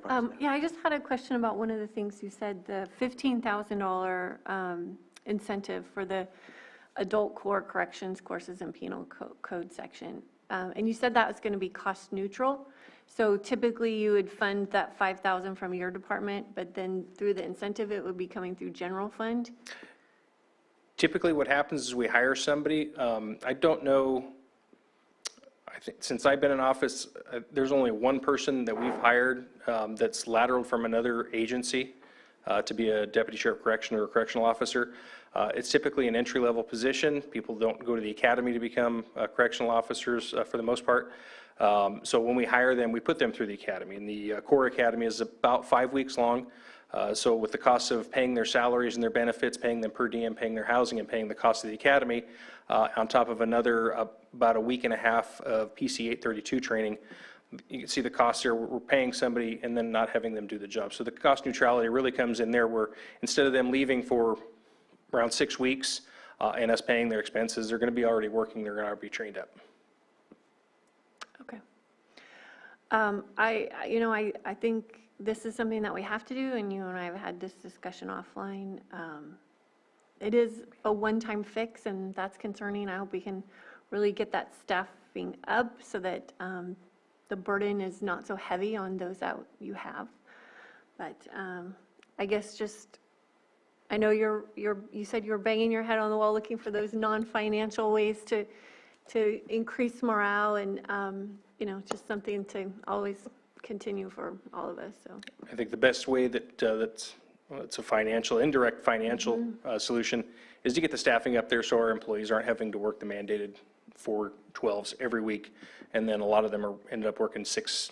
I spoke to one deputy who was working 8 days straight out there. And that's just, when you're talking about morale, that's just a morale killer. People are, they're living to work and they're not working to live. They're not enjoying the benefit of their labor, and that's a tremendous detriment on morale. And I want to thank this board for being so supportive. Hopefully it is a one-time fix. Hopefully it gets us through. There's a lot of moving parts on why it's so difficult. Like I say, this isn't a Lake County unique position. My fellow sheriffs, particularly across the North State, are all having difficulties hiring correctional staff, with some of them even shutting down wings in their facilities. Or trying to contract out with other jurisdictions to house some of their inmates to relieve the burden. So it's a tough problem, and I'm sure the solution's probably societal one that's bigger than this office. Sheriff Martin, you mentioned contracting out with other counties and how that looks, or how that other counties are doing it. Does that seem like it might be just as expensive and difficult and arduous as what you're dealing with? I'd say it's probably more expensive and more difficult when you contract out with other jurisdictions. The receiving agency generally has the privilege of determining which inmates they're going to take, and they typically don't choose to take the most difficult ones. Some of the inmates have a lot higher needs than other inmates based on their mental health status, based on their medical needs, based on their the status of their, whatever the proceedings that they're going through, whether or not they have to go back and forth from court or not. And then you also run into the issues of doing those transports for those court proceedings. And quite frankly, most of the neighboring jurisdictions don't have the capacity. When we transported inmates out during the Mendocino complex, we took them all the way to Alameda County, and that ended up being fairly costly for us. In that situation, they required us to actually bring correctional staff down and still charge us on top of that. So I don't believe that would be a viable. So like another example is if there was a contract with someone out of county, we still would have to, as a county, bring them back to this court? Yes. Or do it on Zoom if that's possible, but otherwise it would have, okay. Again, yes, depending on what their status is and if they're pre-conviction, post-conviction, undergoing competency proceedings. There's so many variables there that typically I don't think that's viable, and we wouldn't have the staff to support that either. All right. Any other comments or questions from the board? I'll open it up to the public. Is there anyone from the public that'd like to speak on this item?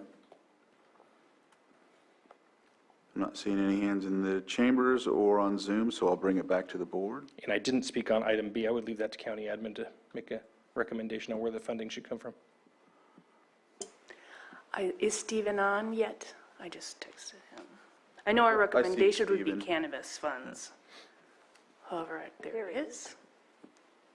Sorry, I was on a phone call. Go ahead, Stephen. I don't think you heard the question. Yeah, so Stephen, we're on Part B of this item. I'm sorry, Chair. No, it's okay. For 7 point, with regard to the sheriff's resolution, it reads that consideration of funding source is either cannabis-generated funds or fund balance carryover, and your recommendation would be? My recommendation would actually be cannabis at this point in time. Because most of the FBA is already utilized in the budget, and anything that we have extra, I have items that are going to come forward in the hearings to take it up, to be utilized. But we can squeeze out some from the FBA if the board wishes. Supervisor Sabatier? Since we're having a conversation about budget starting tomorrow, and if there are changes that are made, can we make that final decision tomorrow and just say, yes, maybe cannabis sounds like a great idea, but based on any changes that may occur tomorrow, that there may be some new findings as to where to find the source of these funds? From my perspective, yes, because I can adjust budget at that time to say it's coming from here, we need to put in these accounts. Supervisor Simon? Yeah, you know, I agree with the recommendation that we use the cannabis funds at this time. We're going to have plenty of conversations tomorrow, completely agree. Supervisor Sabatier, but my thought would be to go with the recommendation of the cannabis funds to get this moving forward, get it finalized. You know, so those are my thoughts. I agree with that recommendation. Go ahead, Mr. Chair. I'll offer the resolution. Do I have to open it up for? Oh, You do have to open it up. for B. For B. For B. The other point is that if you're going to approve something but put over a final decision until budget, then you should also include that. If you're just going to identify the cannabis funds today, then that will conclude it. So just to be clear. So we could pass the resolution and discuss it at budgets, is what you're saying? Is what I'm hearing correctly? You can, but you're going to have to make a motion that the funding is going to be determined, just so you have the continuity. Okay. See, otherwise, you can't use the budget process just to pop things into. Okay. All right. And so real quickly, I'll open it up for public input on item B, which is consideration of funding source as either cannabis-generated funds or fund balance carryover. And there's no one in the chambers. I'm looking on Zoom. All right. So I'll bring it back to the board for action. Supervisor? Just real quick before that, what is the maximum that we're looking at? There's 12 potential employees to provide the incentives, and then there's 8 for the 20,000.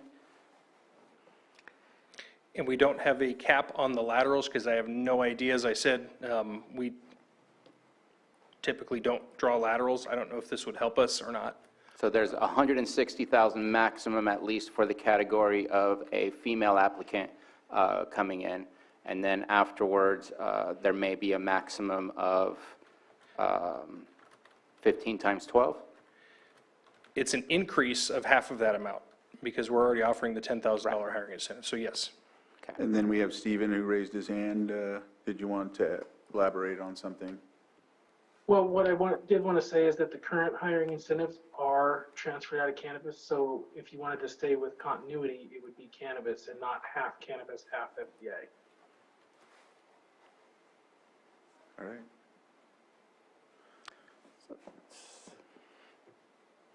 60,000 plus another 80,000, so 140,000 maximum is what we're looking at. I think we calculated around 135,000 in the first year for the retention incentives, and then another 80,000 over the course of mostly the impact in the second and third years, because we're not restructuring the first year of the 3-year commitment for females. It's going to be 5,000 for the first year, which would be the same as the current hiring incentive, and then 7,500 in years 2 and 3. So it would be another 2,500 for each of those in years 2 and 3.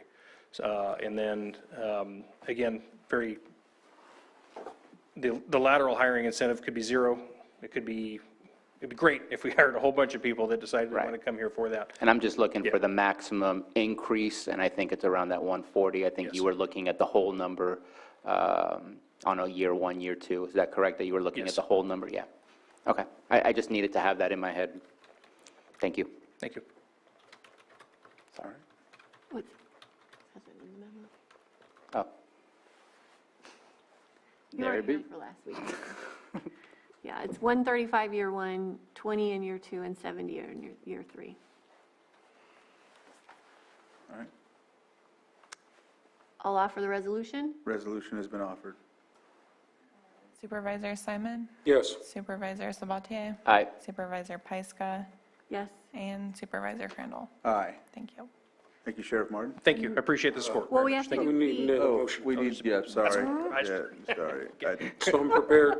I'll make a motion, see where it goes.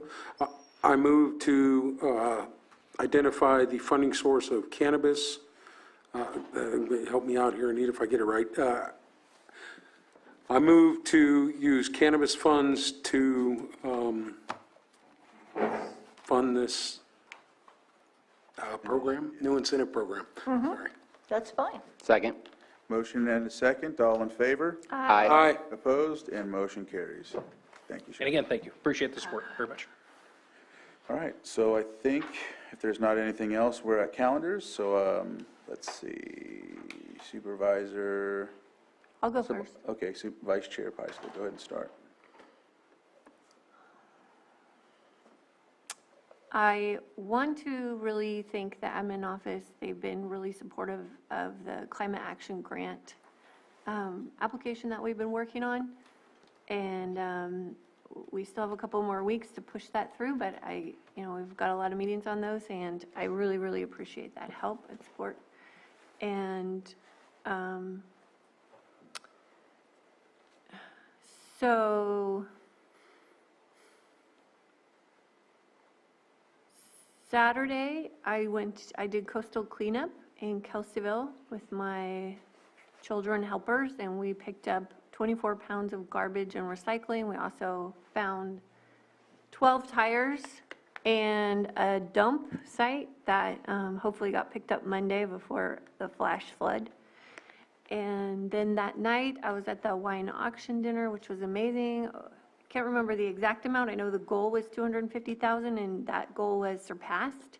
So I want to thank everybody that comes out to that event. This is the biggest fundraiser we have in the county, and we have a lot of really great support in our community. So thank you to everyone who participated in that.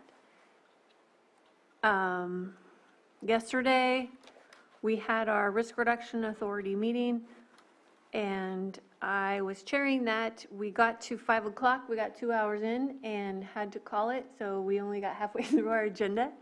But there's a lot of work happening there, and I really can't be more proud of the collaboration that we've built, Supervisor Simon, with our partners, and I think we'll be talking more about some of those projects in the near future. Oh, and was it Wednesday night? We had the Cwpp government-to-government meeting here in the chambers, and that went really well. We heard from some of our tribal nations, and Matthew received that input, and we'll have our next one is October 5th here in the board chambers and on Zoom.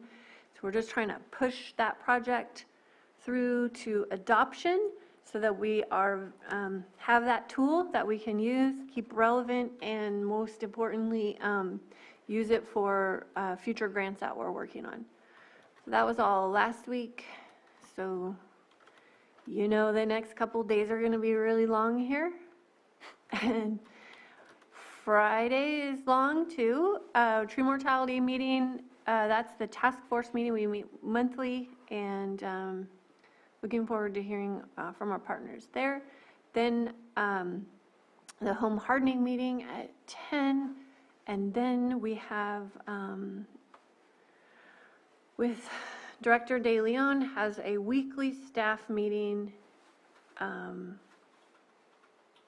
this one has the Canocti Fire Safe Council. So that's a meeting that we're having weekly to work on the tree program for the county, and also the grant work with the Canocti Fire Safe Council. And then is the Pear Festival dinner on downtown Main Street in Kelseyville. It's going to be really fun. They close off the street. Saturday morning, early Pear Festival parade. Driving the tractor. I got my lesson last week, so I'm good. And I'll probably be there all day. And I'm really hoping Sunday is the first day in a long, long time I have nothing to do. Monday, I'm going to be having a quick new special risk reduction authority meeting at 9. My meeting with Susan at 10:30. Then we're going to have a climate collaborative grant meeting at noon. And then getting ready for Tuesday, and then back here on the 27th. All right. Supervisor Sabatier? So I was gone last week. Apologize for that, but thank you for keeping everything moving forward. The prior week to that, just want to say thank you to the Farm Bureau for putting together the Ag Venture. We were on our second outing with the Ag Venture. This time, first time we looked at pears. This time we were looking at grapes.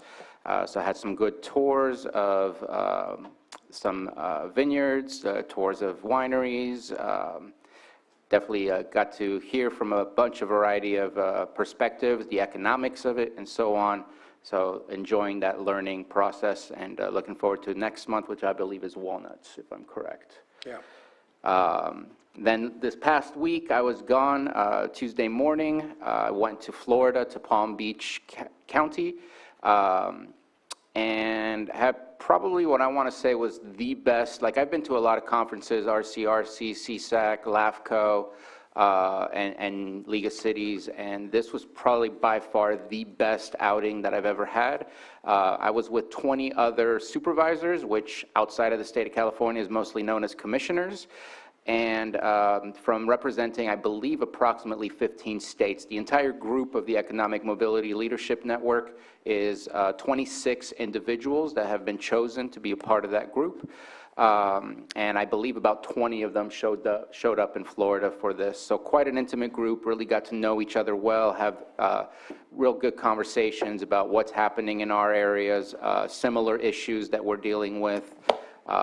And so it was quite exciting to be in so many different groups of people that typically I'm not engaging with.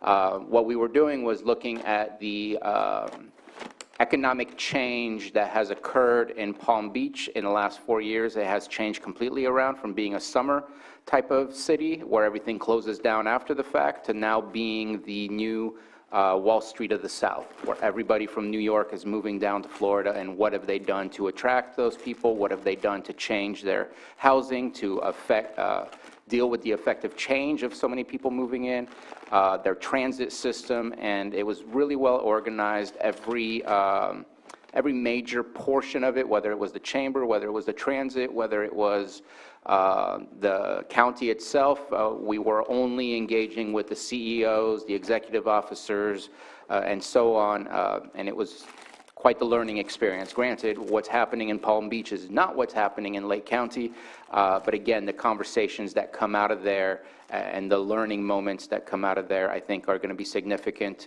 and I'm going to be looking to be bringing some stuff back to here in Lake County and bringing it back to the board.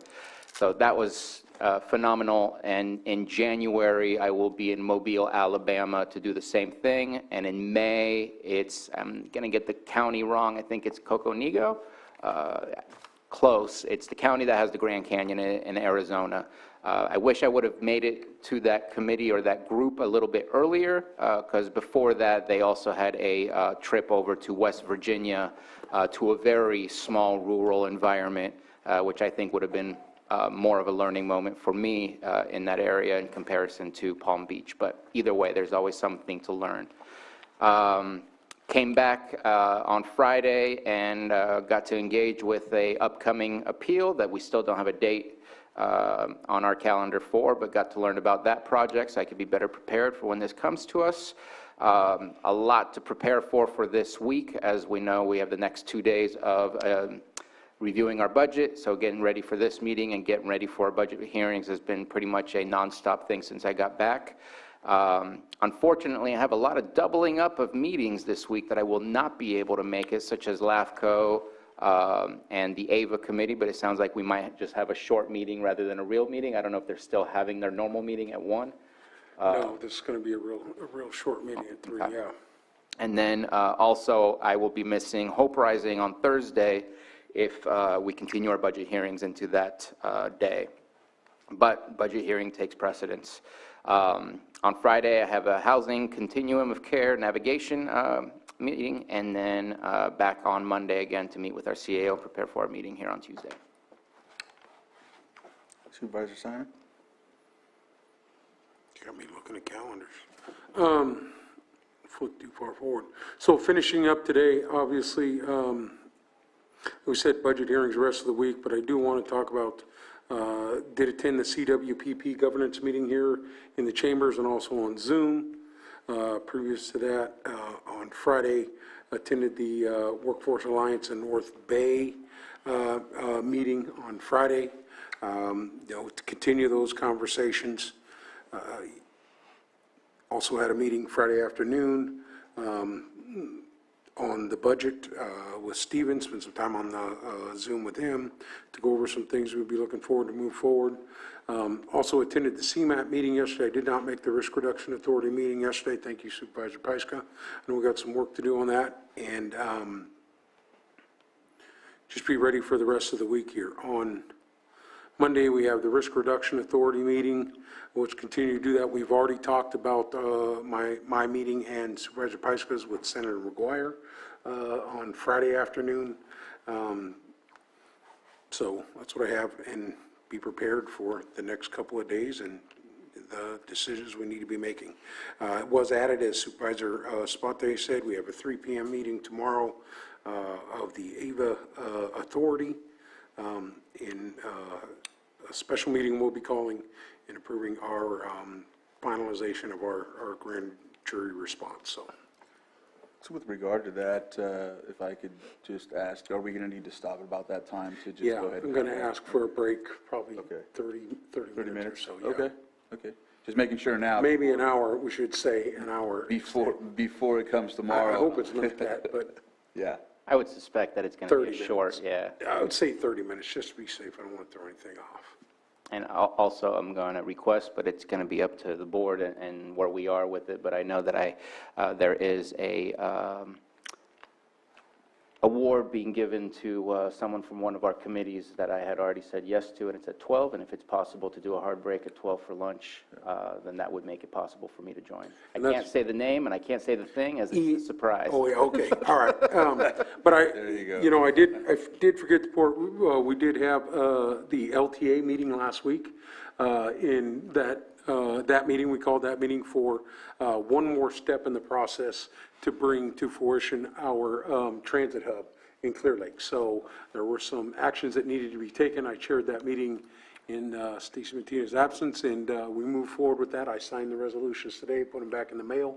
So that's one more step forward with the local transit hub that's going to be built down in Clear Lake, which is, a really good project and something that when I first came on the board, I think that was potentially my first meeting that I had ever attended at the Calpine Center with the LTA and APC, and it's great to see that project move forward. Which includes a hydrogen station for the buses. It absolutely does.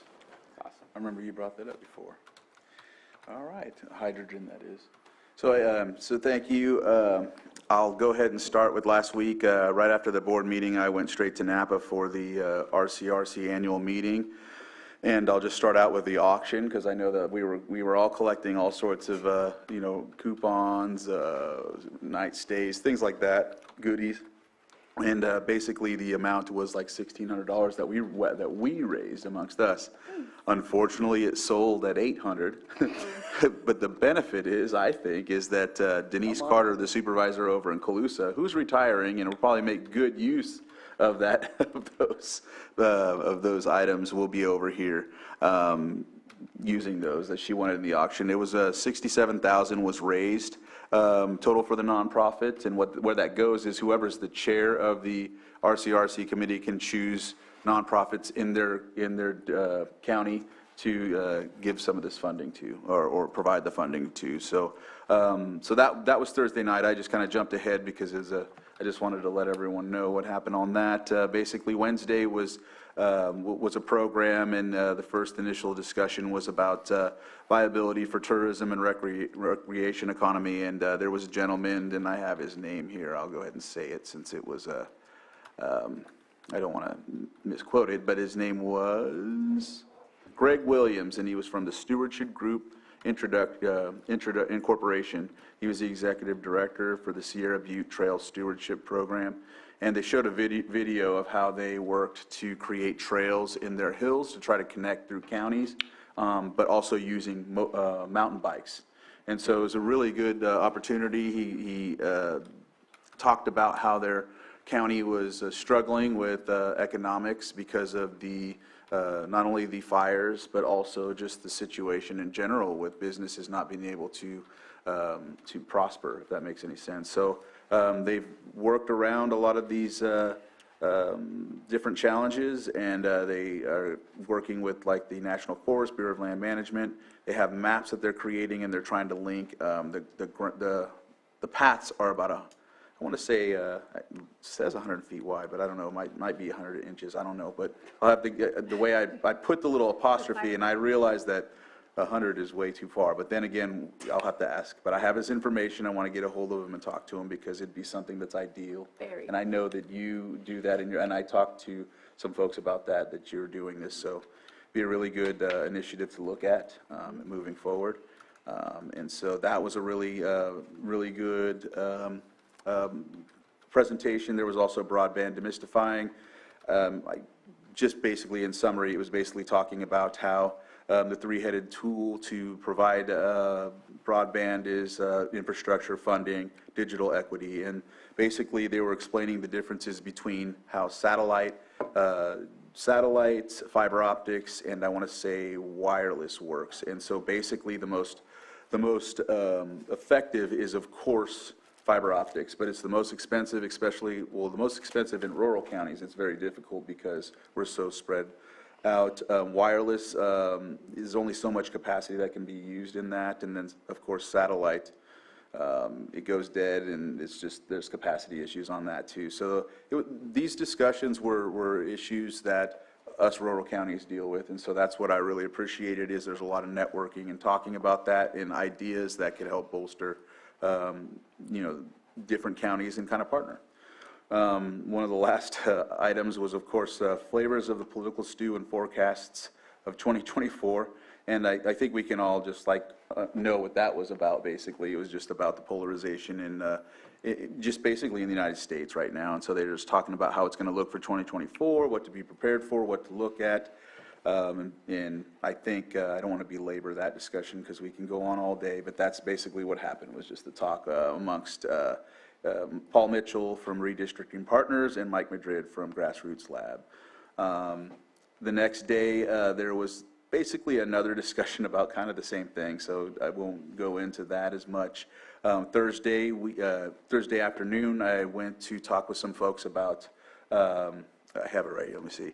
It was discussion with some folks about vegetation and logging, kind of what we were talking about today, but some of the things that you're usually working with on RRA. So what I did was I grabbed his card and told him that we're working on things like this, but I wanted to make sure that I connected you two somehow, however that works. I don't want a Brown Act violation, but I just want to make sure that, yeah, so I've got to figure out how to get them the information when I met with them, so I just give her the card and go from there? All right, good, just making sure.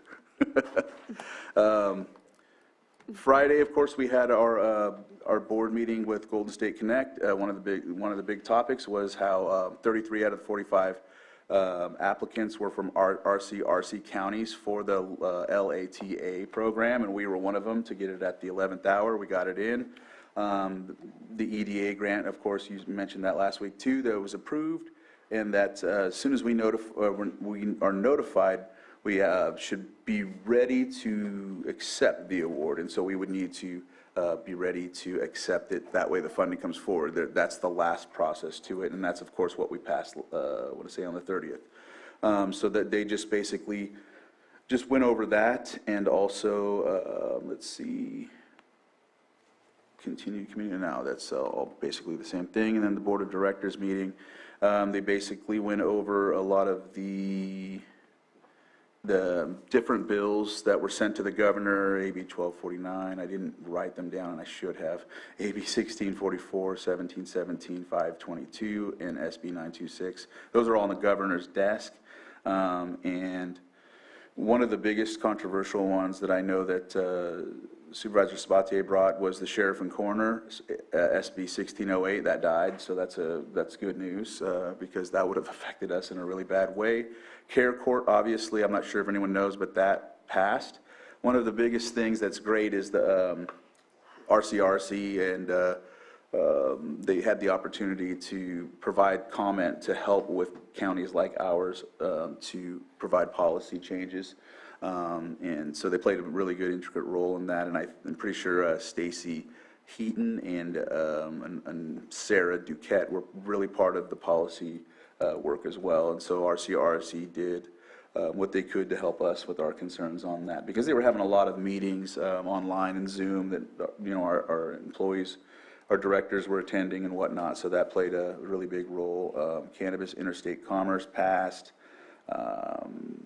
Let's see, there's a couple other that still need to work. Of course, there was some Brown Act discussion as well. AB 2647 and AB 2449 is sunsetting, so they're working on some of those as well to come forward and have some more amendments and revisions. And so that was basically, I want to say, it when it came to those.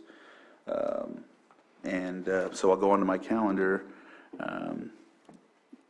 Wednesday, so of course I was at that. There was, oh no, I'm sorry. Afterwards, we are doing agenda review here, and then instead of in the morning, because we're coming straight to budgets, there's a Worth meeting tomorrow at 5:30 in Upper Lake. Budget hearings Thursday, so we'll be doing that as well. I have a meeting with a constituent on Friday in Nice. And then, let's see, on Monday, I'll have a CAO meeting, and then back to the board here on Tuesday. And I don't know if there's anything else anybody missed or would like to announce. All right, with that, I think that covers everything on our agenda, so I'll go ahead and adjourn. Thank you for tuning in, and we'll see you next week.